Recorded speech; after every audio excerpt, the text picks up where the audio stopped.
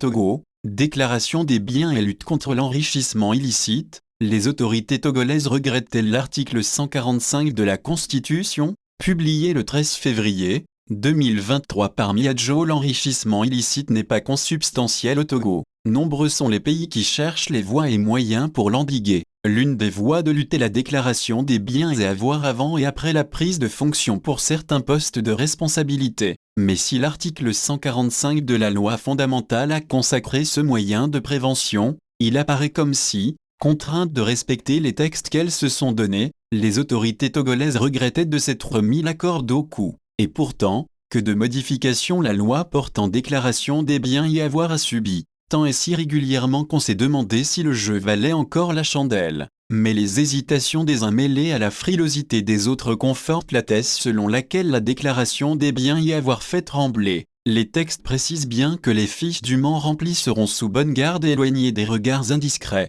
Mais c'est loin de rassurer toute personne qui est consciente que ces sources de revenus ne sont toutes pas catholiques. Les personnes assujetties, c'est-à-dire qui sont obligées de déclarer leurs biens, ont-elles besoin de sensibilisation, ou bien de renforcement de capacité au cours de séminaires afin de franchir le pas? Dans ce cas, on verra bientôt le président de la République, le Premier ministre, les membres du gouvernement, le président et les membres du bureau de l'Assemblée nationale, les présidents et les membres des bureaux de la Haute Autorité de l'audiovisuel et de la communication, du Conseil économique et social, de la Commission nationale des droits de l'homme, les membres du Conseil supérieur de la magistrature, les magistrats des cours et tribunaux, les directeurs des administrations centrales, les directeurs et comptables des établissements et des entreprises publiques, et tous ceux qui sont concernés, mais dont les titres ne sont pas cités ici, recevoir la visite de la médiatrice de la République, Awanana Daboya, dans l'optique de rassurer,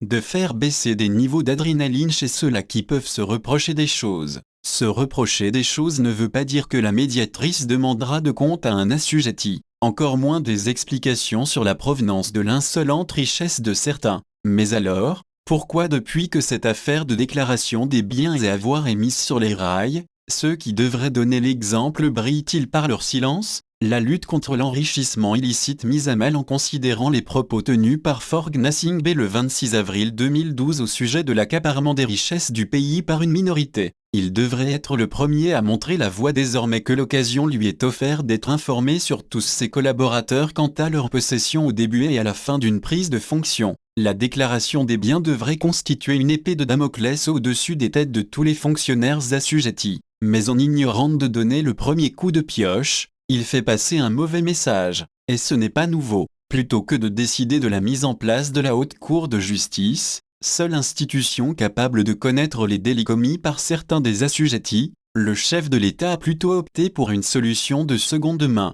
avec des limites bien définies et qui sécurise nombre d'assujettis. La Haute Autorité de prévention et de lutte contre la corruption et les infractions assimilées, APLUSIA, ne peut pas se lever et instruire un dossier lié à un ministre par exemple. Elle n'en a pas la compétence. Mais pendant que l'organe de répression tarde à voir le jour, pendant que la lutte contre la corruption interpelle ailleurs et les citoyens en interne, les autorités ont cru bon de lancer un processus d'élection régionale, une opération qui va engloutir de folles sommes. Pire, on estime qu'il ne sera pas question de coupler cette élection avec les législatives qui doivent aussi de dérouler cette année. Si ce n'est pas du gaspillage pour un pays pauvre, ça y ressemble fortement. Et si l'Institut national de la statistique des études économiques et démographiques, INSEAD, initia un sondage au sein de la population pour déterminer laquelle des deux processus est prioritaire, la création de la Haute Cour de justice ou l'organisation des élections régionales, l'année 2023 s'achèverait-elle sans que soit enclenchée la déclaration des biens et la mise en place de l'institution de répression des crimes économiques que pourraient commettre les grands et autres commis de l'État?